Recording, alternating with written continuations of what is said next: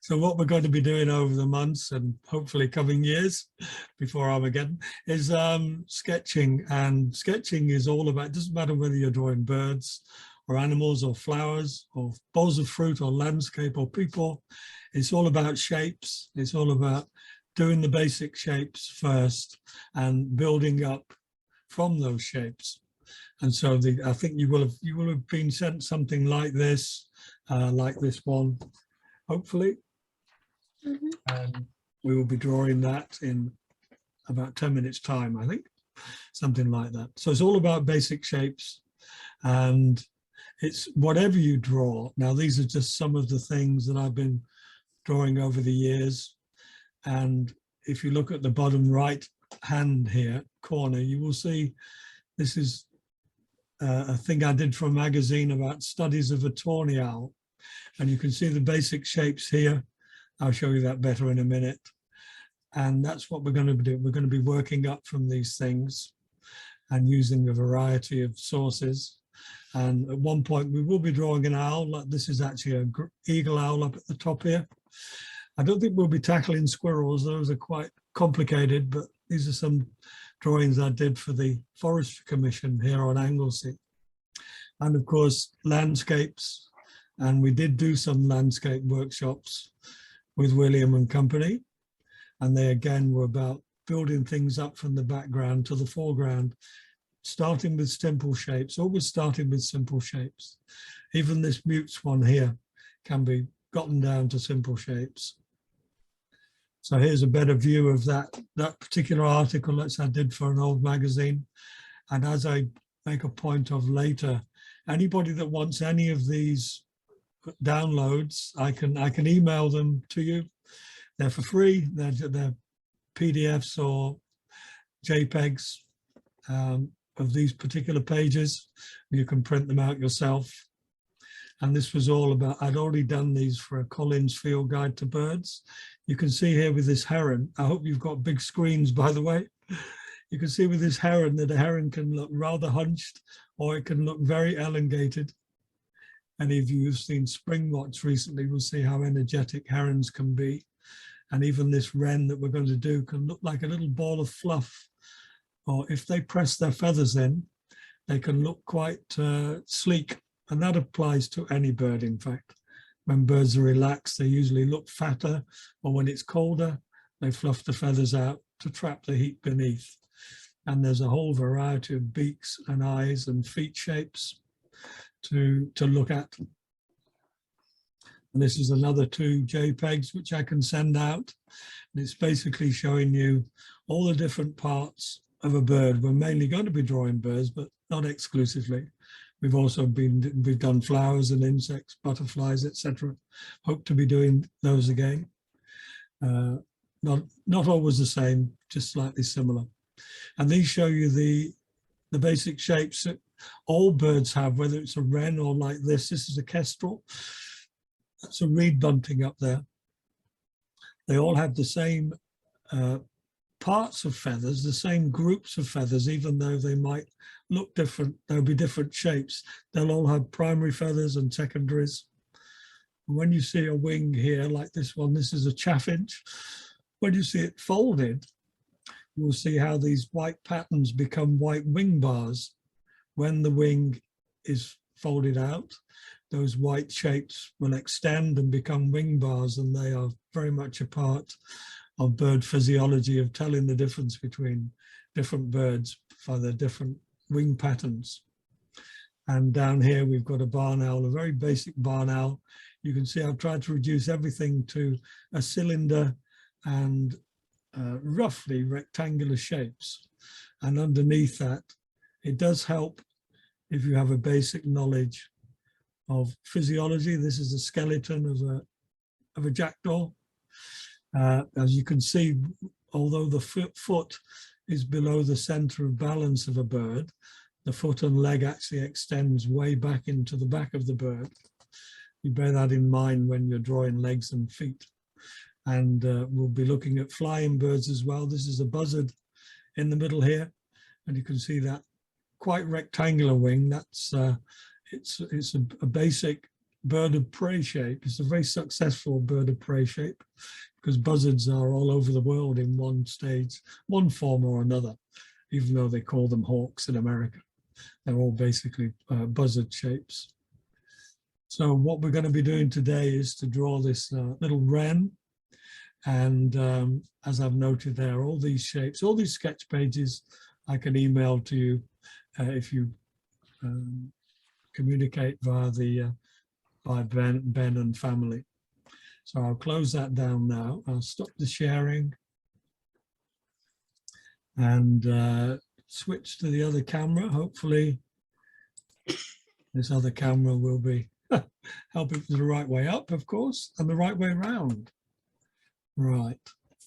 So this is what we're going to be doing. I hope you've all had these. Oh, I'll just show you another couple of things before we begin that, actually. These were 2 workshops I did with some local people here drawing an owl and a kingfisher. So we can do something like that in the future. But there are other basics as well.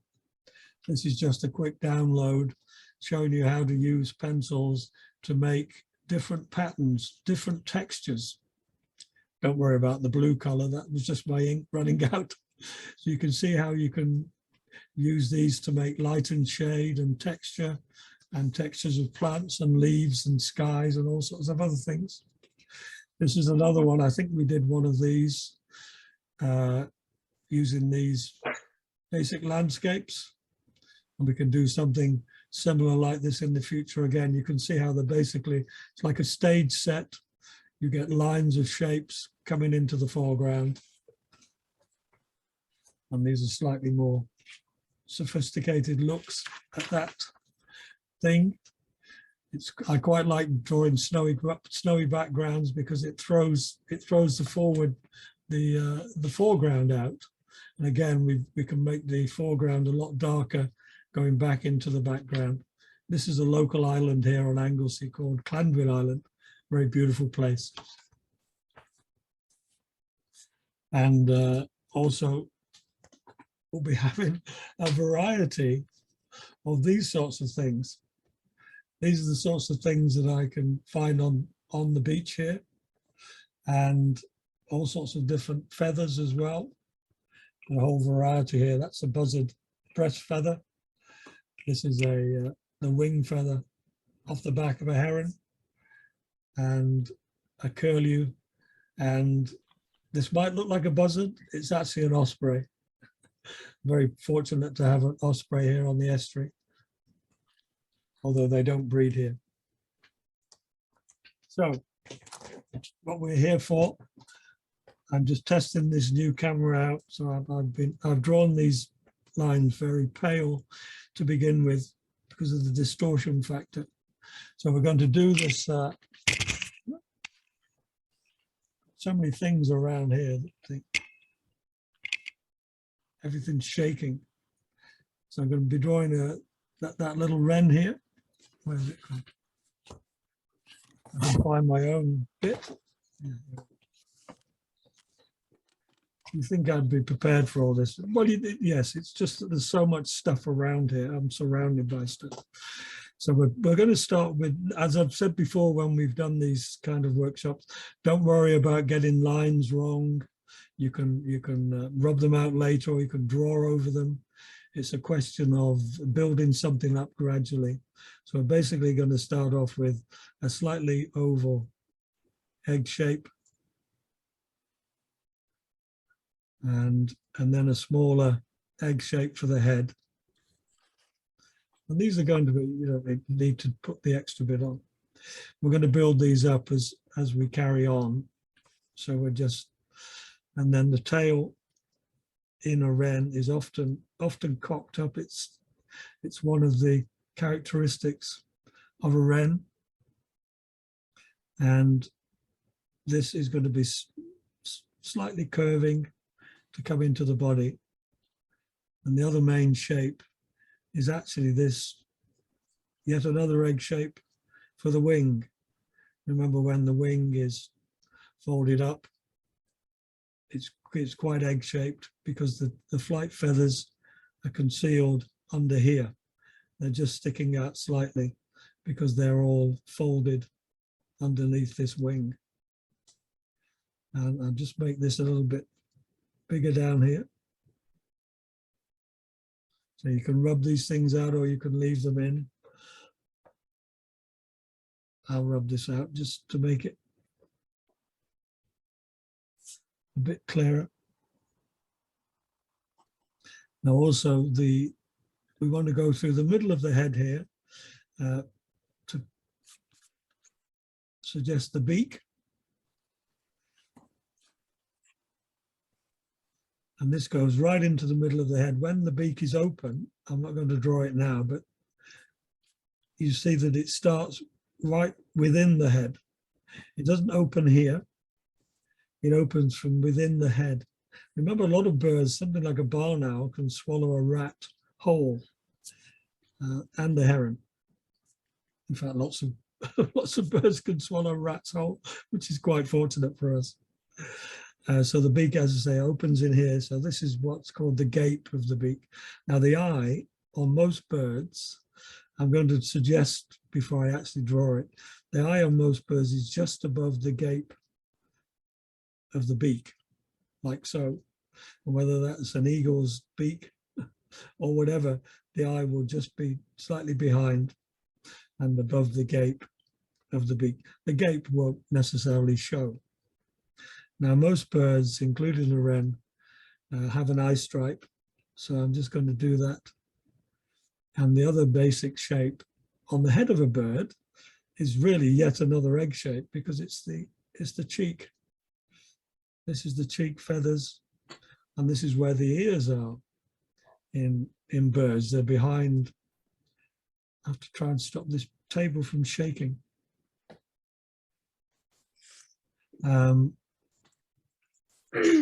Most of the ears on birds are behind these. When we draw an owl, you'll see those disc shapes. And we're now going to thicken the beak. So we take this as the middle of the beak. We just want, a wren's beak is quite fine because it's an insect eater. Largely lives on spiders and things like that. So it's got quite a fine pointed little bill compared with the huge bill of a crow or whatever. Although something like a willow warbler, warblers have even finer bills. So we're going to smooth out the base of the beak and join the head to the body. I say, you don't need to rub these out. If I'm drawing things a lot stronger so that they show up on the camera, you don't need to draw things as strong as this. Normally the undercoat, as it were, doesn't show through as much. And then smooth out the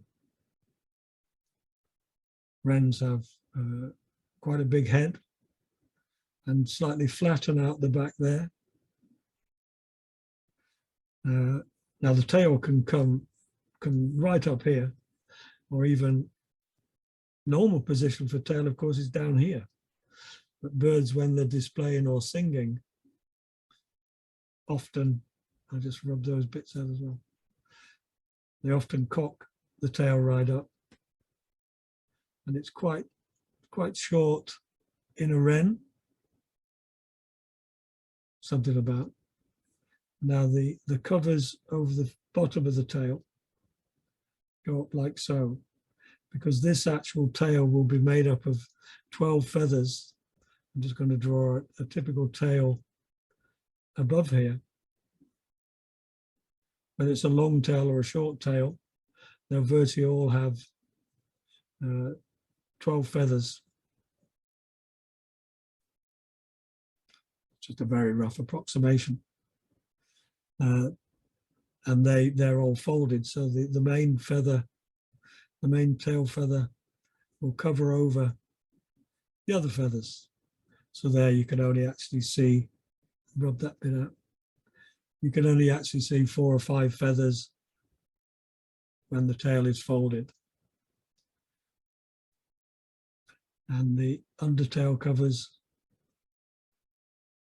come down like so. So we look at now the eye stripe is actually, many birds have a darker eye stripe through the middle of the eye, and then a paler eye stripe above. And that's the case with the wren. About those bits. The most prominent thing on a wren is the pale eye stripe above the eye. And the paleness goes around the cheek. Now the eye, a lot of birds have what look like black eyes. So you know, when I color in with black, that is, this is a black, this is actually a graphite pencil. This is quite a strong pencil so that it shows up.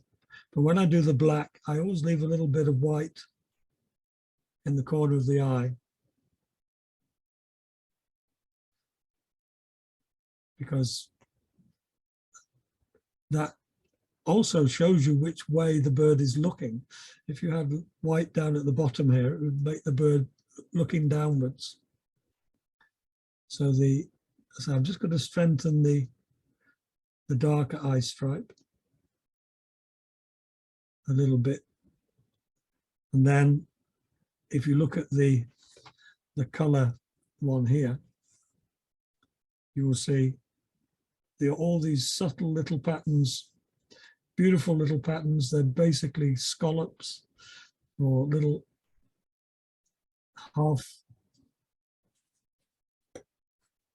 little curving lines. And so that defines the edge of the cheek. And then the cheek is, I'm doing these paler. The cheek allows the pale color underneath to show through.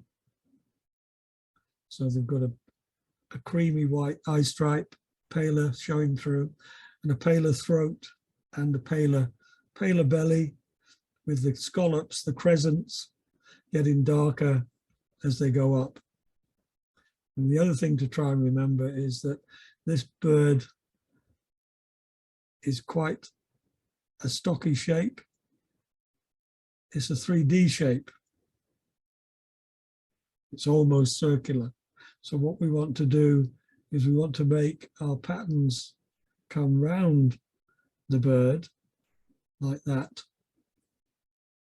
If you just do pale little lines like that, that reminds you that this is a solid 3D bird, and that it's all the patterns, we want to try and show the curved surfaces. That's also useful later when you put in shadows in, because the shadow will be underneath and it will fade out as it comes up around the bird. I say now the patterns here are fairly subtle. I'm just doing them in lines. Now the beak itself is fairly dark, but we don't want to do it solid black. We want to leave a bit of light on it, because this beak, it's the equivalent of horn. I'm just making that a bit finer there. It's the equivalent of horn are nails. It's that same sort of keratin. So it's quite tough, but it's not completely black. So we're just strengthening that eye stripe a little. And then when you go on to the crown too is the same red-brown that most of the wren is. I'm going to be putting some coloured pencils on shortly, but at the moment I'm doing it with the graphite. So again, we want to curve these around the bird to show this three-dimensional surface. Now the all birds have this bit here is like a shield shape. That's called the mantle, because it mantles, it goes over the rest of the wing. So that's a bit, all of these things that I've said many times in the past. Feathers are like tiles or shingles. They overlap each other like that. And they get smaller as they go up the bird, and they get larger as they go down the bird, especially down the wings. So these are overlapping. These are all waterproof, as it were. Notice that some birds are more waterproof than others. But this is they're going to overlap as we go down there. Now the wing itself, again, like virtually any other bird, is divided into larger feathers at the bottom, getting up to be smaller feathers. And again, they all have their individual little patterns on them. So this group of feathers here are the secondaries, and they roughly come round in a line like this. Then we get the secondary covers, which are smaller. This is just a very rough approximation. And then they get smaller and closer together. And in fact, you can't see the individual feathers unless you had a bird in the hand. You wouldn't actually be able to see these individual feathers. But we'll just strengthen that shape a bit. So these feathers are going to come around in this, like so. And they are going to come around like that. And up the wing. There's a complication when you get to this set of feathers, but I won't go into that now. So this is when we look at remembering that wing shape, which I haven't got here at the moment. These feathers they're kind of like spear shape, the head of a spear shape, and they're getting closer together like the tail as they overlap.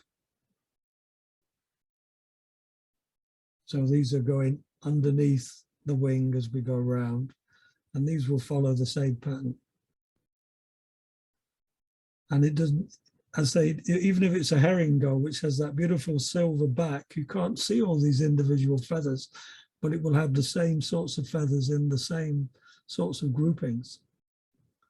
Now, just to be precise here, when we get up to here, the feathers don't overlap from top to bottom. They overlap from bottom to top.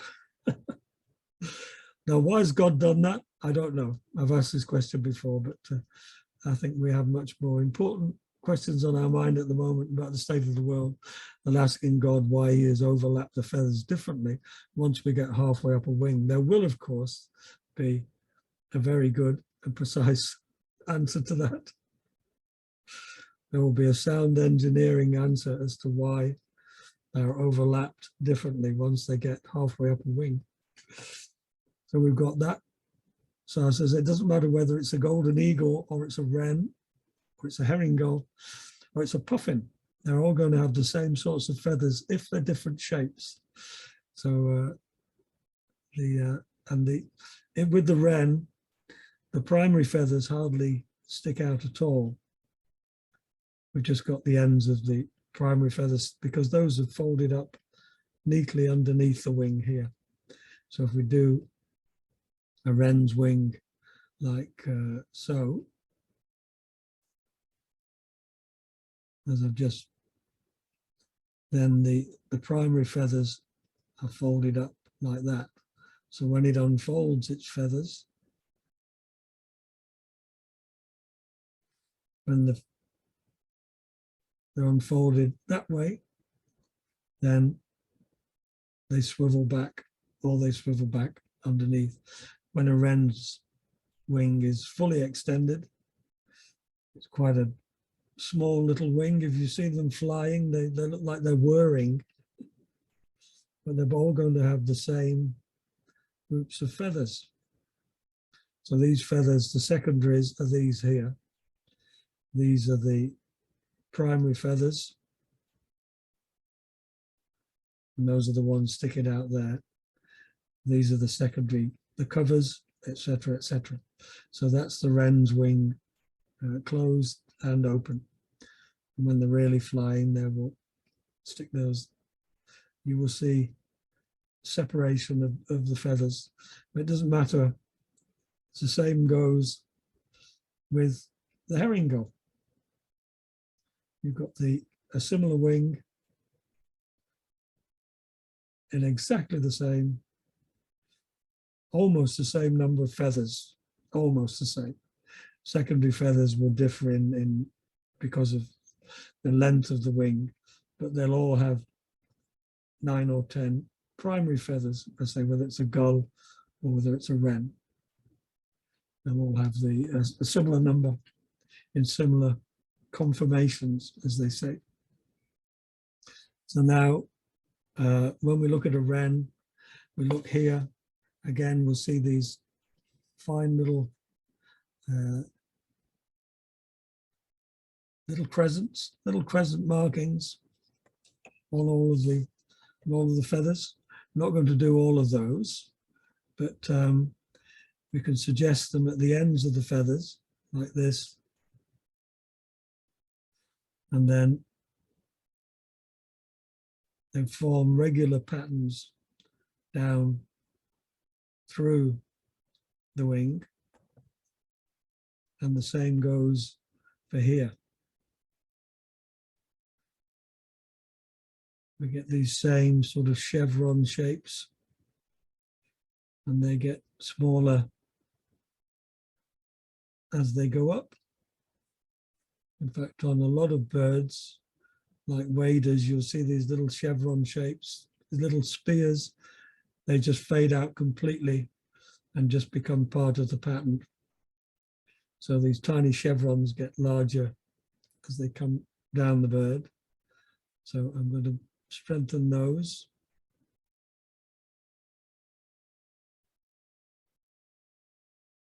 You see the way you see less of them, obviously, as the feathers are overlapping. And the same goes for the covers. That's spelt with a V, coverts, by the way. And they just do as it says on the label, they cover. They cover and they're waterproof. And they just get smaller. So the patterns get smaller as well. Till they are just, they're just like little dots, little marks. Remember what art is all about. The basic definition of art is just about making marks on a surface, whether it's a cave wall or a piece of paper or slate or a canvas. It doesn't matter what you use, whether it's pen or pencil or paint. It's all about making marks and interpreting what you see out there. So, and also I'm just going to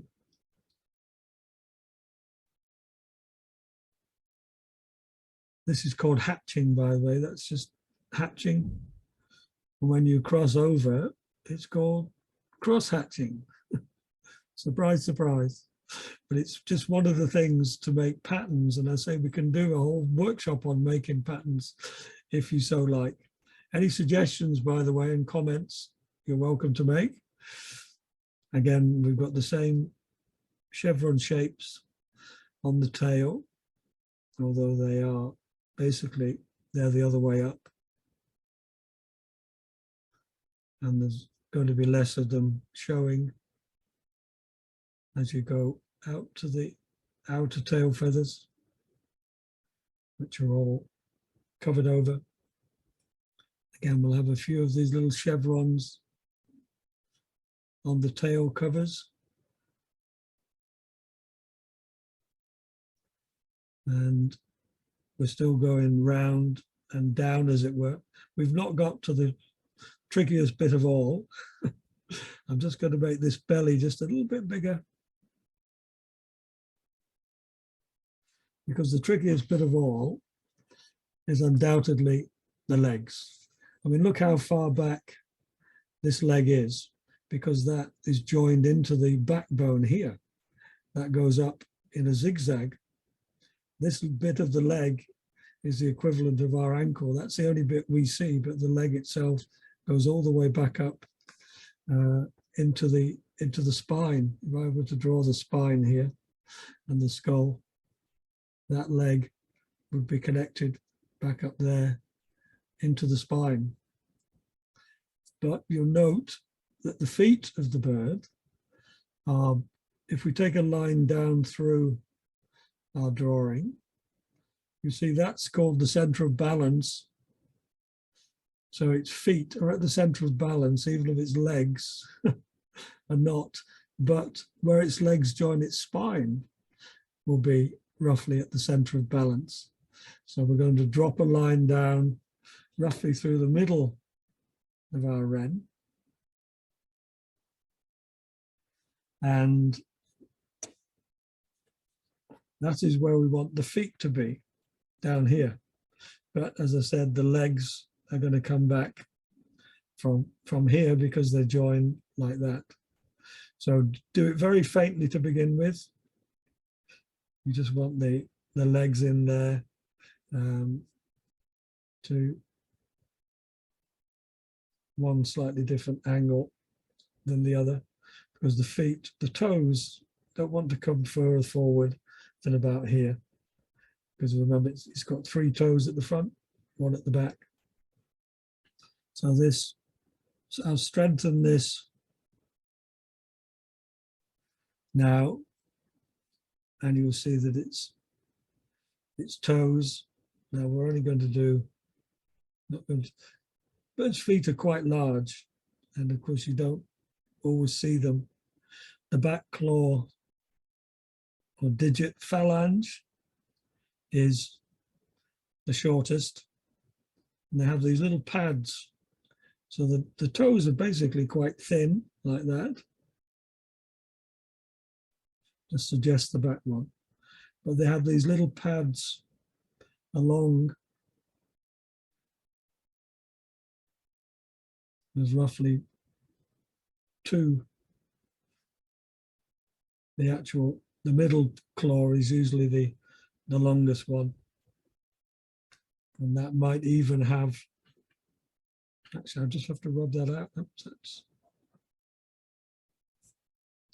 So come down a bit. It might even have an extra joint on it, like some of our toes. Well, one of my toes is 3 joints in it, until it was chopped out by a surgeon. Anyway, so yes, so bring that one down. We'll just suggest the back one. You'll need to put that in.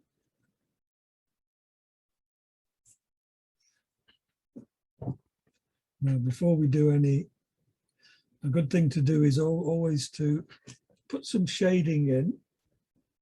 This is a shadow, for the simple reason that it connects it to the paper, and there will be shading under here as well, which I'll put in now.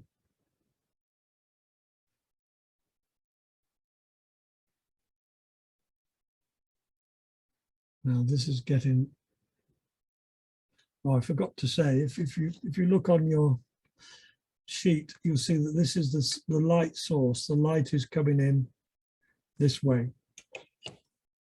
So we'll put light source.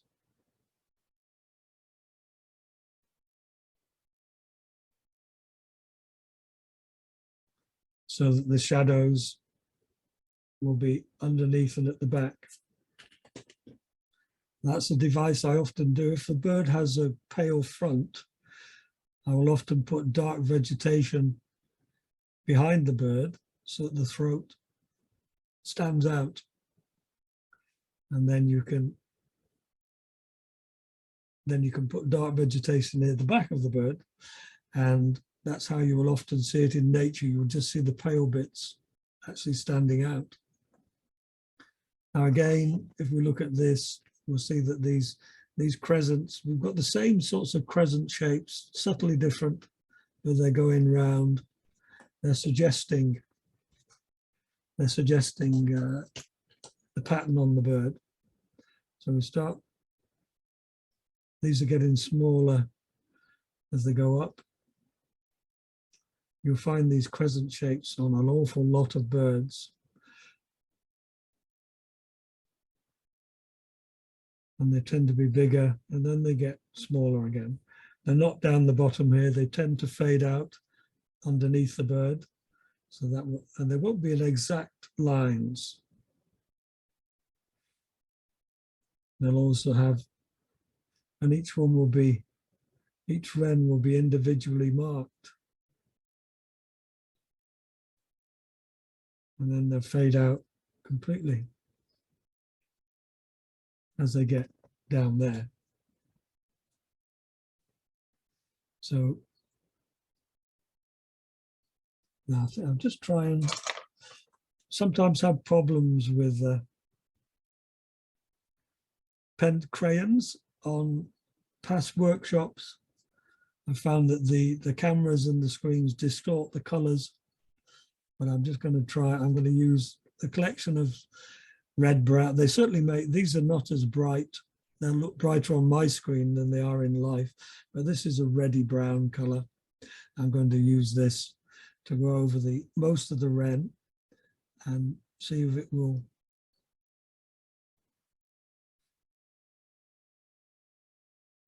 See, normally I would have drawn this a lot with a lot paler pencil so that it wouldn't interfere with the color. Later on, I'll be doing some watercolors as well. You can see with this, maybe this slightly darker color, I'm leaving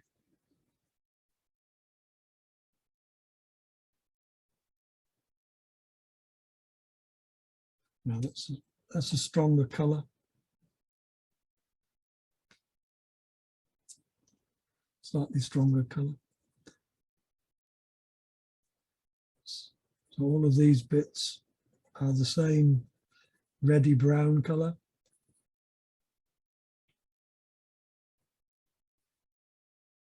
And the entire top half of the bird is this reddy brown color. And a little bit on the beak as well, and the legs. The legs are slightly paler. So don't worry about rushing this. If you want to color it in later, take your time. And then the red brown also fades down. So you can see that the way the pale eye stripe and cheek and throat, I'll just rub that bit out.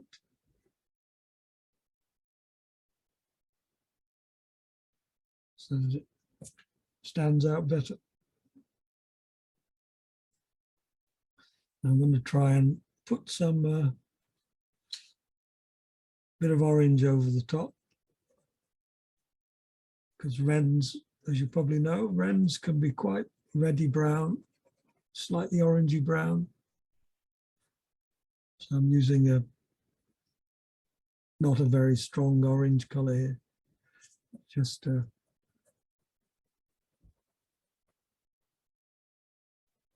different types of pencils act differently anyway. So these are not very strong colors because they're going over black graphite.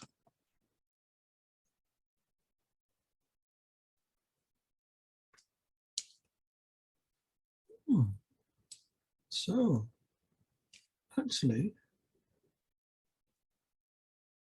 And I'll just use a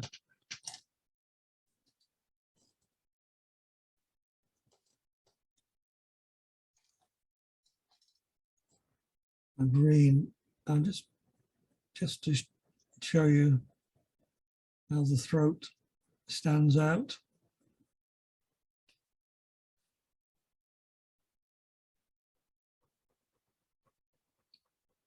This is quite peculiar because this is well, this is a grey green actually.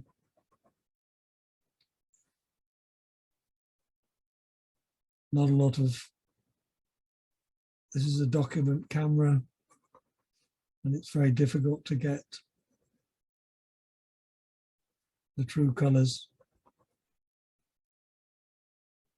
I'll add a bit of green, a brighter green.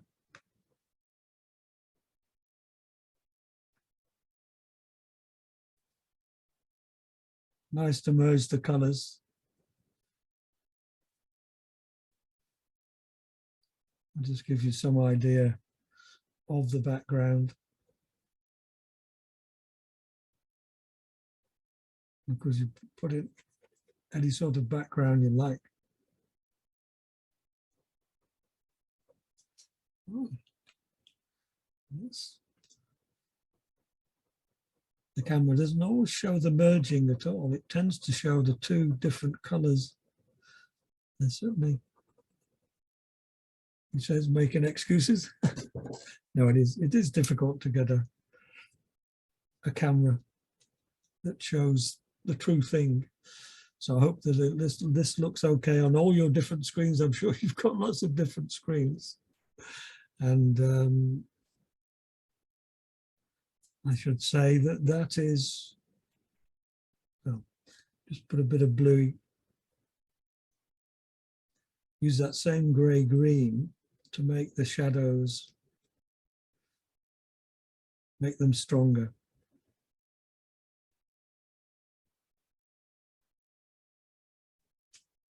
And down on.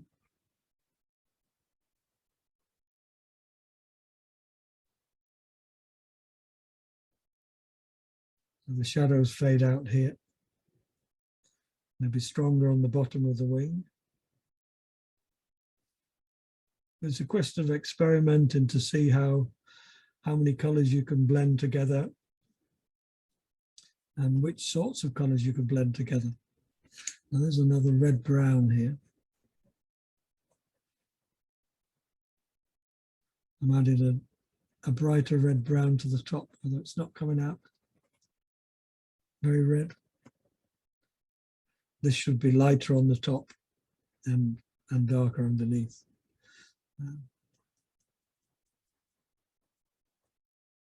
So basically, that is that.